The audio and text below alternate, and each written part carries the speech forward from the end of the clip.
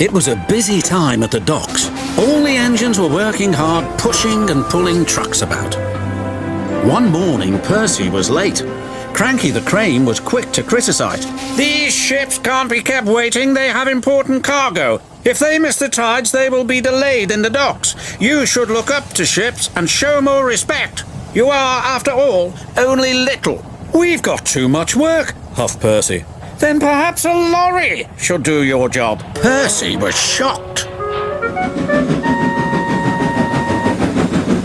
He told the other engines what Cranky had said.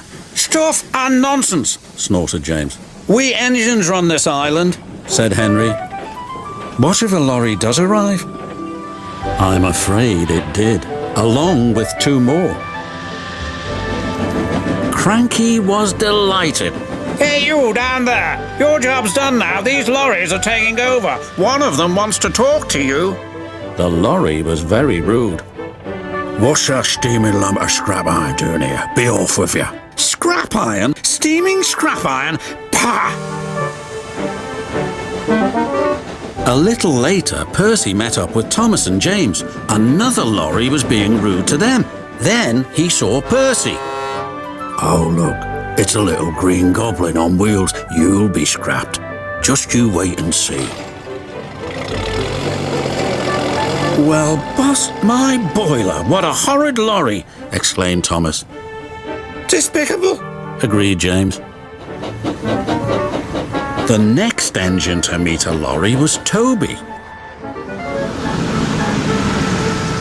"Well, well, well. No wonder this railway's in a mess. You belong in a museum, not working in a quarry." "I might look old, but I'm very useful." "Useful? Pa," replied the lorry. "Just you toodle off." "Toodle," spluttered Toby.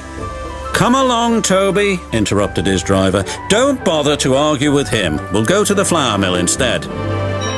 But when they arrived at the flour mill, Toby was shocked to see yet another lorry. "What are you doing here?" "We free are doing your work now. You're too slow." The foreman spoke to Toby's driver. "I'm sorry, times are a-changing, I'm afraid." "Toby might be old," replied his driver, "but he's reliable.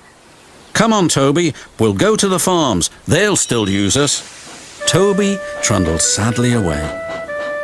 His railway ran through a narrow gorge, but vehicles had to tackle a steep and dangerous road.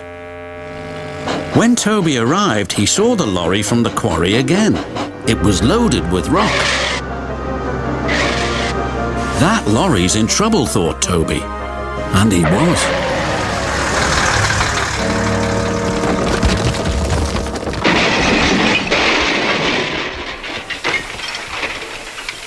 The driver was thrown clear.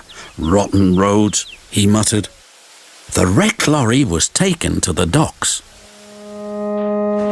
Percy looked at the lorry. "What's this lump of steaming scrap iron?" he teased. "I'll be back," replied the lorry, "so you can wipe that silly smile off your smoke box." "Pa," said Percy, and wheeshed him loudly. Then Butch, the breakdown vehicle, arrived. He was towing the lorry from the flour mill. "What happened?" asked Toby's driver. "He was overloaded with flour," came the reply, "and he broke down." "Not very useful now, are you?" said Toby. "Grrr," replied the lorries. Then James whistled excitedly. "They're bringing in the 3rd lorry on a barge." "What happened to that one?" James asked. "Stupid lorry was reversing and fell straight into the sea," said the tow truck man.